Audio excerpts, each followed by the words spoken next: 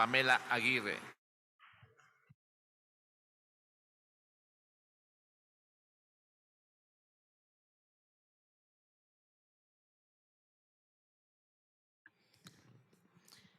Buenas tardes, presidente. Buenas tardes, colegas asambleístas. Un saludo cordial para el pueblo ecuatoriano, deseándoles un año lleno de esperanza.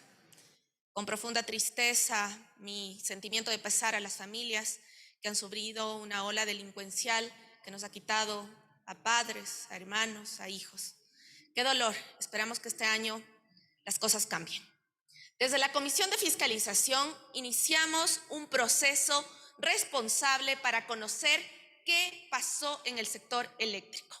En el 2016 existía total abastecimiento de electricidad en el país, es decir, que no habían apagones. En el 2016 íbamos camino a un estado donde se busquen los vehículos eléctricos, el transporte público eléctrico, las cocinas de inducción y todo aquello que nos permite mirar hacia el futuro. Sin embargo, hemos retrocedido 20, 30 años. ¿Por qué? Por odio político. ¿Qué evidenciamos en más de 30 comparecencias que recibimos? Primero, el debilitamiento institucional. Mandé unos videos a través de Secretaría. La ministra de Electricidad indicó que fue un error fusionar los 3 ministerios. Por favor, si me pueden ayudar con el video. Señor secretario, proceda.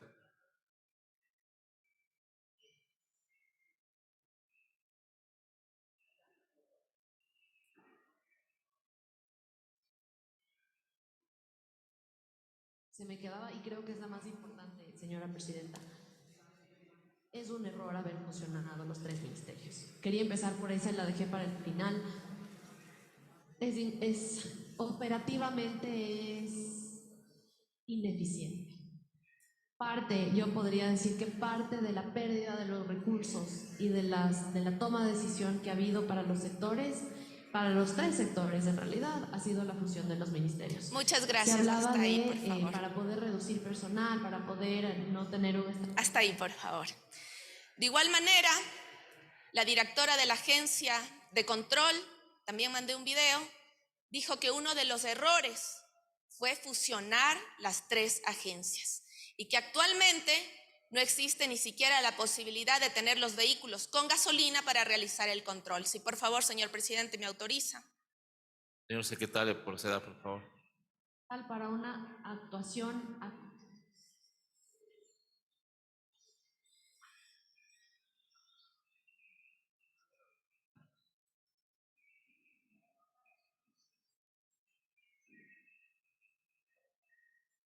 Conocemos que las agencias creadas por ley mediante el decreto de fusión emitido en el año 2020 se fusionaron las 3 agencias, tanto la de electricidad, hidrocarburos como minería, con el propósito de generar una optimización que nosotros podemos ver que no existió tal optimización ni de recursos, ni de control, ni de marco regulatorio.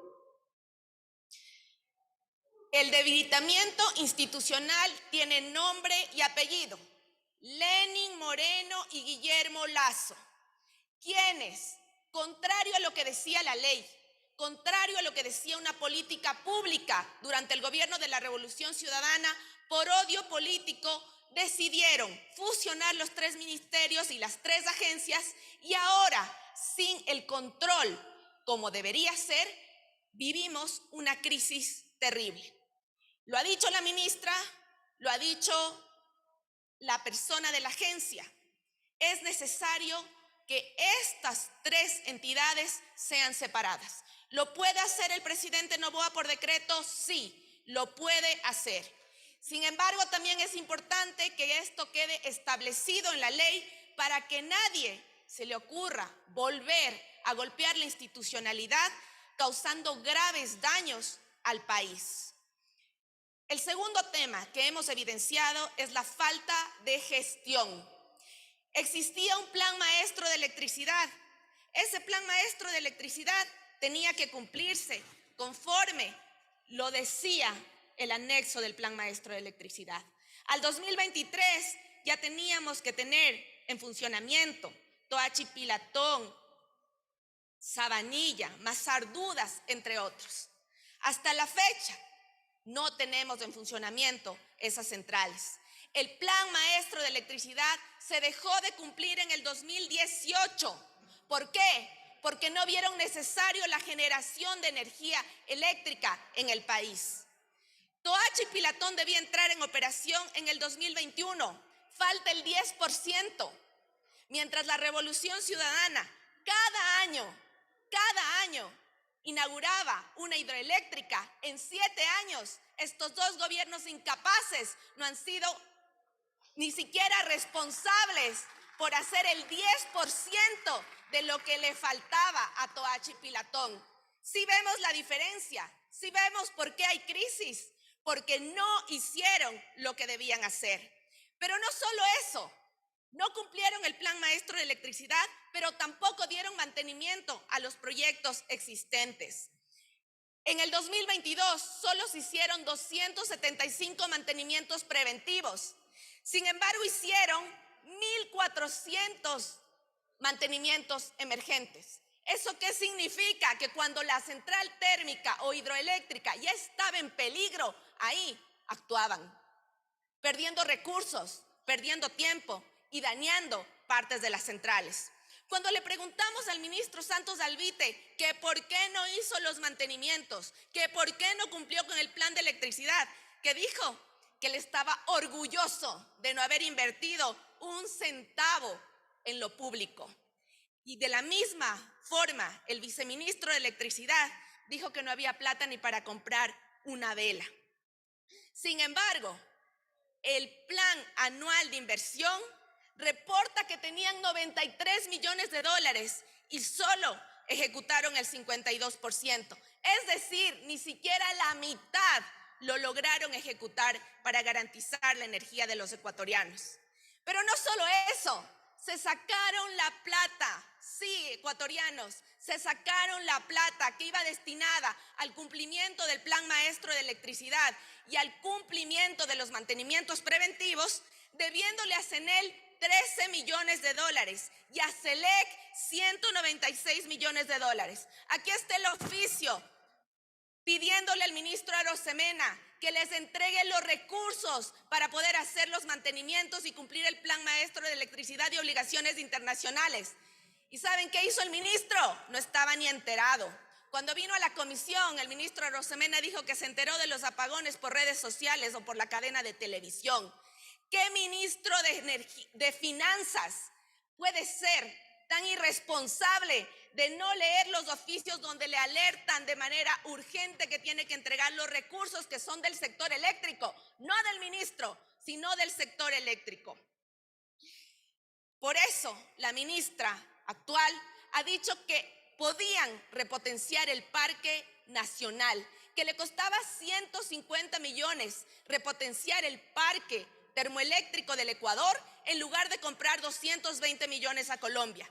Y es que sí había forma de garantizar la energía eléctrica en nuestro país. Aquí está el pliego de todas las alertas que se emitieron a Santos Alvite, a Jorge Benavides, a Marcelo Jaramillo y a otros parte del sistema eléctrico, diciéndoles: alerta emitida, requerimientos de generación, aumento de demanda, posible estiaje. Aquí, desde el 2022 les estaban alertando que nos íbamos a quedar sin electricidad. ¿Y saben qué hicieron? Se cruzaron de brazos.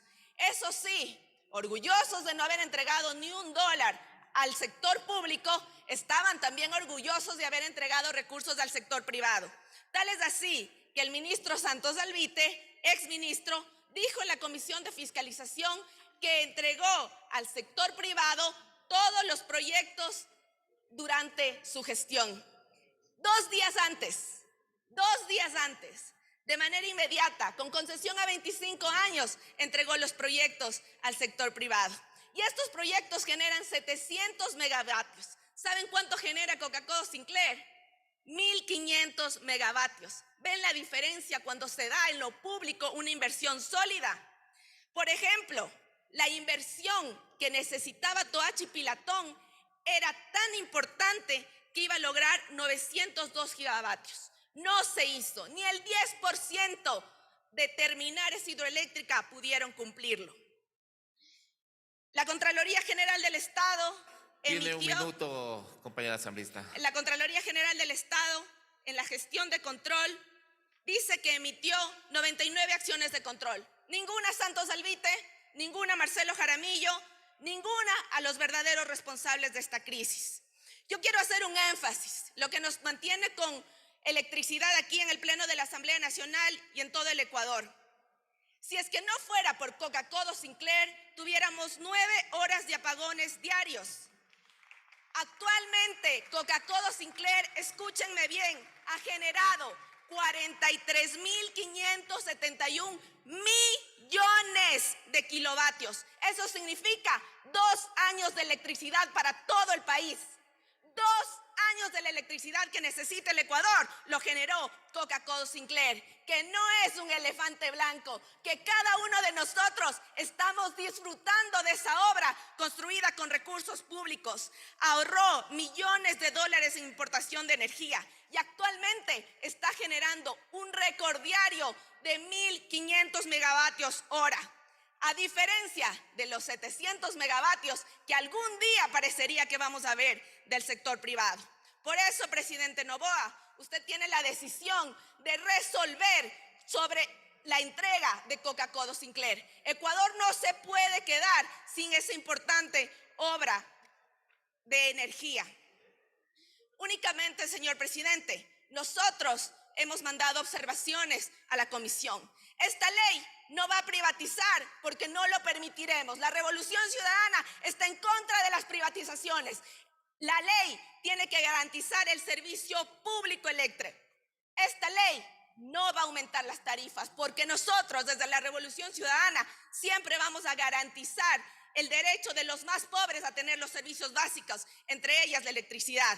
Jamás apoyaremos la privatización porque nosotros invertimos casi 11.000 millones de dólares en generación eléctrica. ¿Cómo vamos a querer que el sector privado empiece a hacer negociados con lo que es tan importante como el derecho a tener servicios dignos? La ley necesita una institucionalidad sólida. El ministerio no puede estar manejado ni fusionado por otros ministerios. En segundo lugar, tiene que haber sanciones clarísimas al incumplimiento del Plan Maestro de Electricidad y a los mantenimientos preventivos. Y en tercer lugar, nosotros, desde la Comisión de Fiscalización, haremos un informe técnico que le diga al país qué ha pasado y quiénes son los responsables, que son Lasso y Moreno. Y ahora tenemos que tratar de arreglar todo aquello porque dejaron el país en la oscuridad como en los 90. Están acostumbrados a destruir todo lo público para ir a lo privado. Y esta bancada, la de la Revolución Ciudadana, jamás lo permitirá. Estamos aquí para garantizar lo público y el derecho de los ciudadanos a tener servicios dignos. Muchas gracias, presidente.